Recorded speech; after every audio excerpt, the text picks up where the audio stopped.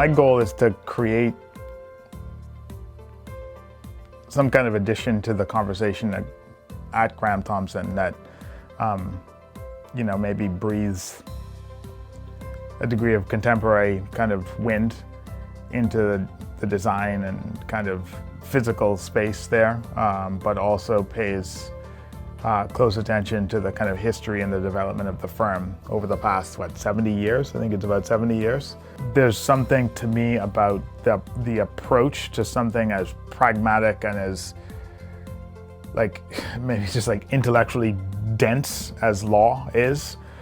A part of it is, kind of me coming to this project with great curiosity about GrahamThompson and the firm and the history, and then of course, have an opportunity to speak with Judy and also to speak with Sean, thinking about how I could have that conversation with these individuals and then also bring that highway, merge that into the history of my own kind of practice, right? My father is a civil and structural engineer, and in the old days, they did all of their drawings on vellum. And there's something just about the way the kind of careful attention that information is put on the vellum and what it's communicating in the most kind of intimate and focused ways. I find it fascinating.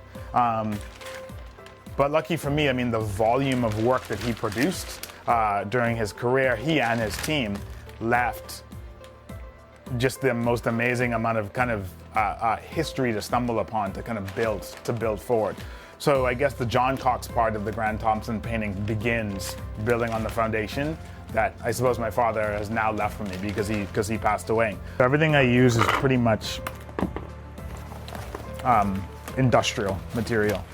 So this information here, these are just drawings from miscellaneous projects that my father would have worked on. And so I think I'm just gonna start here. So what's gonna happen is I'm gonna glue these down onto this surface, but what I really want to happen is for this to get glued down in a way that's pretty covered up, and then I'm gonna get back to it by sanding into it once it's completely dry. So then I'll be able to then you'll be able to see little bits of writing coming through, and I like the way the paint responds to the vellum. I like it better than the way it responds to this. And then also, when I want to silk screen something on it, I could push on this, and that it will push back on my screen hard enough for me to attach things. So that's what's gonna happen. So this right here, what I'm doing, this could take days for this to be completely dry before I can actually come back to this. So I will let this dry up, all these bubbles and stuff in here. They may not even participate later because I'll have to go back in, and when I sand it, it'll tear through a lot of this paper, but that's actually okay for me.